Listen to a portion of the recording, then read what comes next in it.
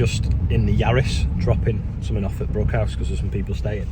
And what I have realised is when you lay under a Davy Brown this morning in your boiler suit, you have to take it off before you get in because it's like fabricy kind of stuff in the middle, and it'll hold the dirt, whereas everything else is leather and it like wipes clean. So a bit of a nuisance, but I'll have to get a seat cover, I suppose. Just shutting the boiler room down because it's full of dust. So we're going to blow it down with a leaf blower and just hoover it all up off the floor because it's really dusty in here. Mainly because one of them broke the other day and it was leaking out.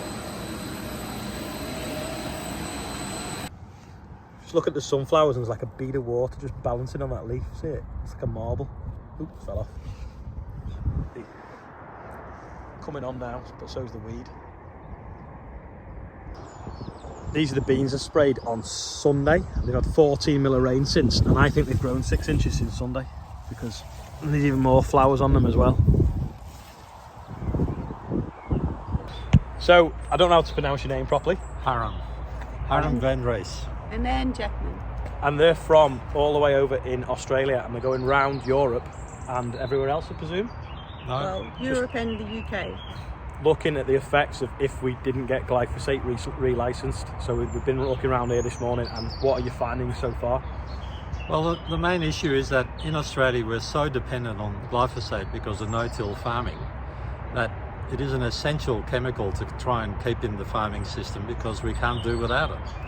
And we heard the same news in Spain, France and Germany. We're talking to farmers and researchers there and they're all saying exactly the same thing.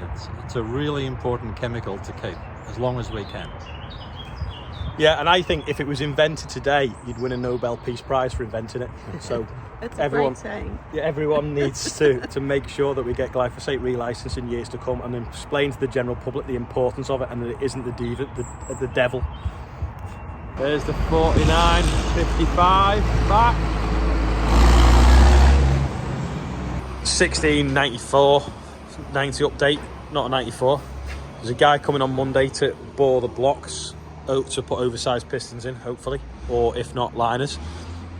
Just take the steps off now. The cab is nearly all uncoupled. All the pipe work is off. All the brake pipes disconnected. Sam's undoing the cab mount now. All the gear linkage is disconnected and it's nearly ready for lifting off. Just the steps will catch here, plus we want it flat for putting down, so Rob's just going to take the steps off now. That's disconnected. That's disconnected. That's a clutch pipe, I think. Brake pipes are all off.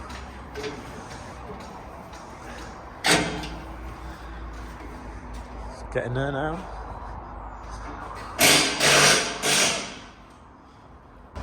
So Rob is fairly confident that everything is disconnected now and the cab will lift off. I think he's ready, yeah?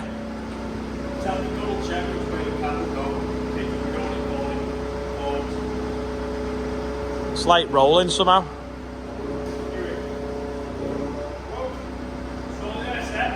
Oh, I might have to rebalance it.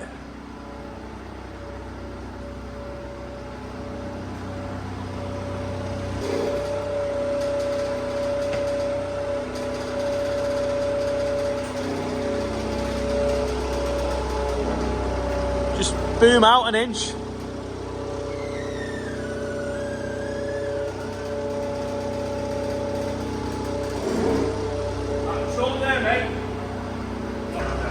Missed a pipe. Move in.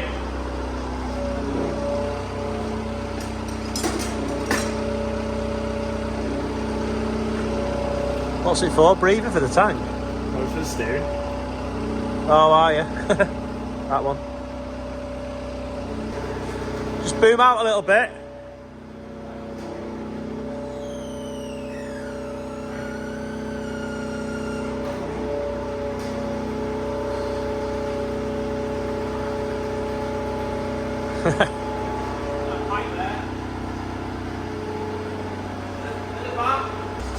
Forgot to do the throttle cable. There's always one thing. Or two.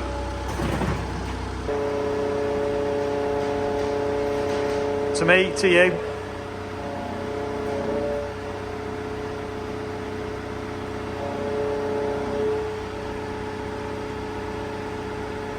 Another problem.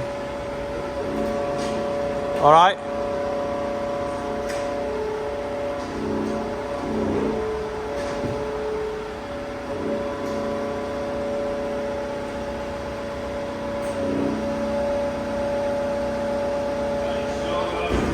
Ooh.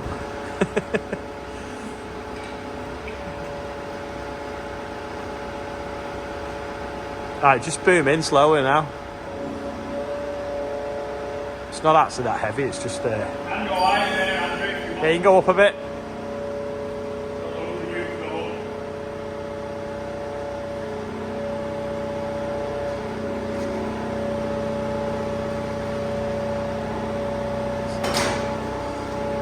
PTO cable.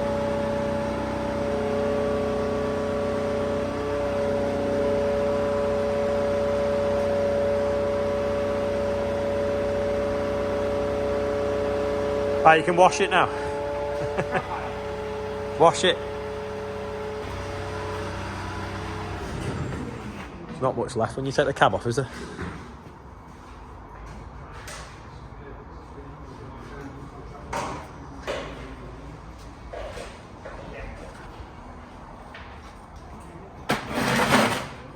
Fuel tanks are tiny. That's the, I think the gear selectors in there, so we can have a look at them. Check. Right, it's jumping out of first gear. It's clean that underneath. Cab's on its way to store 4 out the way. Put it on top of the mower so Sam doesn't get wet when he's mowing. So we just get it on a pallet now. I think. Put it in the back corner. There we go. Black Beauty's moving the digger so we can level that soil off at the other yard tomorrow. It's just going up there now. Andrew's just loaded it. They tell you I hate pigeons. There's 2 just flown in the shed. They won't find the door. Well, one has, the other hasn't. Woo!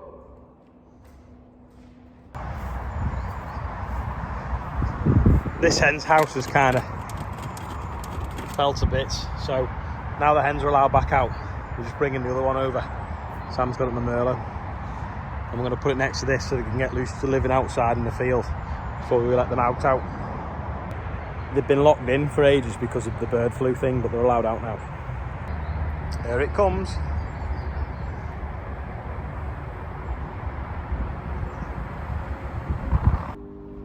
Obviously, we've now got the cab off the 1690. And we've took the top off the gearbox where the selectors go. So these little pins connect up into these little sockets there and move it back, move the gears backwards and forwards.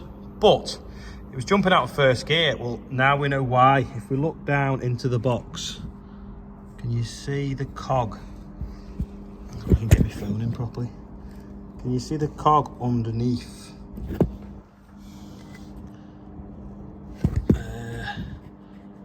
You can't really, can you? Let me try and zoom in. Can you see that cog there in the bottom of the gearbox? Try and get the light in. This is awful. There we go. Can you see how chewed up that cog is in the middle of the screen? So that is why it's jumping out of first gear. So it wasn't one of the selectors worn. It was the cogs chewed up. So it sits in the bottom down there, you see? So do we put it back together and just be resigned to the fact that it's not got first gear?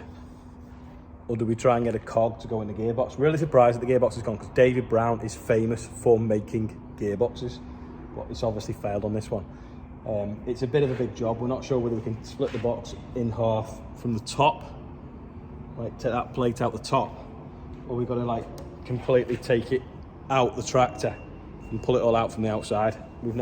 Something I've never messed with. I don't know whether anyone knows whether we should or we shouldn't, I don't know. But if anyone knows where we can get the right cogs to fit in the gearbox, but it's jumping out first gear. And it's a little bit frustrating because we thought it'd just be an easy fix and just like one of these maybe was worn or fell off, but it's not. Andrew with his orange bar on. This is today's birthday bumper. Lots of Andrews today. So happy birthday to everyone on there. And happy birthday to anyone whose birthday is that isn't on there. Robin's managed to find a video on YouTube of someone taking 1690 apart and the gearbox on it, so that's good. So we can have a good look at that and see how easy it's going to be. We just obviously got to find the parts. Right, today's quiz question: do I leave that reg on? Do I put this reg on? Or this reg on? Let me know in the comments what you think. Just quickly show you inside the Yaris. So you got some little thing there to say about the WRC. You got this button here, you turn that on and it blips the throttle when you go down the gears. That turns the traction control off, and that's the auto stop start. And you've got sport and track modes, and then on the dash there you can also bring up all the diff settings and things like that and distribute the power front or rear bias on that. Doesn't have sat nav, but it's got Apple CarPlay. But yeah, it's got like bucket seats, but yeah, they're just not, there should be leather in the middle so that they wipe clean easier.